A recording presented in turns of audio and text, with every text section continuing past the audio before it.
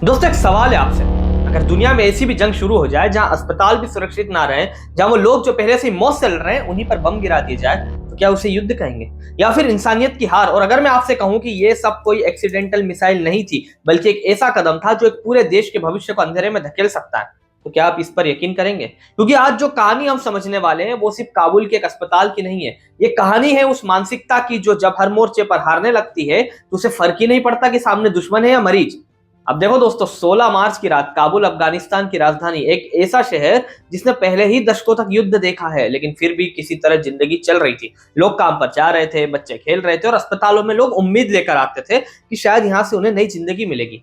उसी शहर में एक अस्पताल था, उम्मीद अस्पताल, जो खास तौर पर नशा मुक्ति और इलाज के लिए जाना जाता था। यहाँ वो लोग आते थे जो अपनी जिंदगी की सबसे मुश्किल लड़ाई लड़ रहे थे। कोई ड्रग्स की लत छोड़ना चाहता था, कोई किसी अपने को बचाने आया था, कोई डॉक्टर था जो दिन रात ड्यूटी कर रहा था। मतलब ये जगह दर्द की थी लेकिन साथ ही उम्मीद की भी थी। लेकिन उस रात वो उम्मीद रात में बदल गई। रात के करीब 9 बजे जब अस्पताल के अंदर लोग अपने अपने वार्ड में थे, कुछ सोने की कोशिश कर रहे थे, कुछ दर्द से करा रहे थे, डॉक्टर मरीजों को संभाल रहे थे, तभी अचानक आसमान में लड़ाकू विमानों की आवाज गूंजती है। वो आवाज जो आम आदमी के लिए सिर्फ फिल्मों में होती है, लेकिन यहाँ वो हकीकत थी। और उससे भी ज्यादा डरावनी बात यह थी कि अंदर मौजूद लोगों को इस समझने का भी वक्त नहीं मिला कि अगले कुछ सेकंड में क्या होने वाला है। क्योंकि जैसे ही वो आवाज करीब आई, एक जोरदार धमाका हुआ, फिर दूसरा, फिर तीसरा, और देखते देखते पूरा अस्पताल आग और धुएं में घिर गया। छतें गिरने लगी, दीवारें टूटने लगी, वार्ड्स मलबे में बदल गए और जो लोग अंदर थे उनमें से कई लोग उसी मलबे के नीचे दब गए। कुछ लोग जिंदा थे लेकिन बाहर निकलने का कोई रास्ता नहीं था। कुछ लोग अपने परिवार के नाम चिल्ला रहे थे, कुछ डॉक्टर आखिरी सांस तक मरीजों को बचाने की कोशिश कर रहे थे। लेकिन सच्चाई ये थी कि उस वक्त कोई किसी को नहीं बचा पा रहा था। रिपोर्ट के मुताबिक 400 से ज्यादा लोग मारे गए और सैकड़ों घायल हुए। लेकिन सच कहे तो ये सिर्फ एक आंकड़ा नहीं है, ये 400 कहानियां, 400 परिवार है, 400 सपने जो कुछ ही मिनटों में खत्म हो गए। और यही इस पूरे मामले की सबसे दर्दनाक सच्चाई है कि जो लोग पहले से ही जिंदगी के लिए लड़ रहे थे, उन्हें लड़ने का मौका भी नहीं मिला। अब यहाँ से कहानी का सबसे कंफ्यूजिंग और गुस्सा दिलाने वाला हिस्सा शुरू होता है। पाकिस्तान सामने आता है और कहता है कि उन्होंने अस्पताल को निशाना नहीं बनाया, बल्कि वो आतंकवादियों को टारगेट कर रहे थे। अब आप खुद सोचिए, क्या ये बात लॉजिकली सही लगती है? क्या आतंकवादी अस्पताल में बैठकर इलाज करा रहे थे? क्या वो रिहैब सेंटर को अपना हाइड आउट बना रहे थे? ये ऐसा लॉजिक है जैसा कोई कहे कि हम तो चोर पकड़ने गए थे, गलती से पूरा मोहल्ला जला दिया। और यही वजह है कि दुनिया इस बयान को सीरियसली लेने के बजाय सवाल उठाने लगी। क्योंकि अगर ये गलती थी तो ये बहुत बड़ी लापरवाही थी, और अगर ये जानबूझकर किया गया था तो ये सीधा सीधा इंसानियत के खिलाफ अपराध है। अब यहाँ थोड़ा डीप समझते हैं कि आखिर पाकिस्तान ने ऐसा क्यों किया। क्योंकि ये कोई आइसोलेटेड घटना नहीं है, ये एक पैटर्न का हिस्सा है। जब कोई देश अंदर से कमजोर होने लगता है, उसकी इकोनॉमी गिरती है, लोग परेशान होते हैं, इंटरनेशनल प्रेशर बढ़ता है, तब वो क्या करता है? वो ध्यान भटकाने की कोशिश करता है। और यही इस पूरी कहानी की पहली बड़ी सीख है कि जब भी कोई सिस्टम अपनी नाकामी छुपाना चाहता है तो वो एक नया कॉन्फ्लिक्ट क्रिएट करता है ताकि लोगों का ध्यान असली मुद्दों से हट जाए। पाकिस्तान इस समय एग्जैक्टली उसी फेस में है।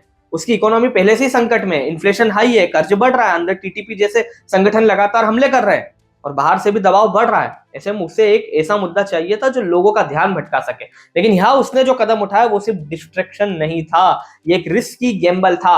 और यहीं से दूसरी बड़ी सीख निकलती है कि शॉर्ट टर्म फायदा लेने के चक्कर में अगर आप लॉन्ग टर्म खतरा खड़ा कर देते हैं तो वो आपको कहीं ज्यादा भारी पड़ सकता है। अब देखो, पाकिस्तान ने जिस देश को टारगेट किया वो अफगानिस्तान है, और खासकर तालिबान। अब तालिबान को समझना जरूरी है, ये कोई ट्रेडिशनल आर्मी नहीं है, ये लोग गुरिल्ला वारफेयर में माहिर है। अचानक हमला करना, गायब हो जाना, दुश्मन को अंदर से कमजोर करना, ये उनकी ताकत है। और सबसे बड़ी बात, उनके पास खोने के लिए कुछ नहीं है। और यही इस कहानी की तीसरी बड़ी सीख है कि जिस इंसान या संगठन के पास खोने के लिए कुछ नहीं होता, वो सबसे ज्यादा खतरनाक होता है, क्योंकि वो किसी भी हद तक जा सकता है। अब यही हो रहा है। तालिबान ने बॉर्डर पर अपनी गतिविधियां बढ़ा दी है। रिपोर्ट्स के अनुसार उन्होंने कई पाकिस्तानी चौकियों पर दबाव बनाया है, और सबसे बड़ा खेल जो वो खेल रहे हैं वो है टीटीपी के जरिए पाकिस्तान के अंदर हमले करवाना। मतलब बाहर से लड़ाई कम, अंदर से ज्यादा नुकसान। और यही स्ट्रेटजी सबसे खतरनाक होती है। यह चौथी बड़ी सीख मिलती है कि जब किसी देश की अंदरूनी स्थिति कमजोर हो जाती है तो बाहरी दुश्मन से ज्यादा खतरा अंदर से होता है, और पाकिस्तान इस समय उसी स्थिति में है। अब इकोनॉमी की बात करें तो पहले से हालत खराब है, और अब अगर ट्रेड रूट्स बंद होते हैं, बॉर्डर टेंशन बढ़ता है, तो सीधा असर इकोनॉमी पर पड़ता है।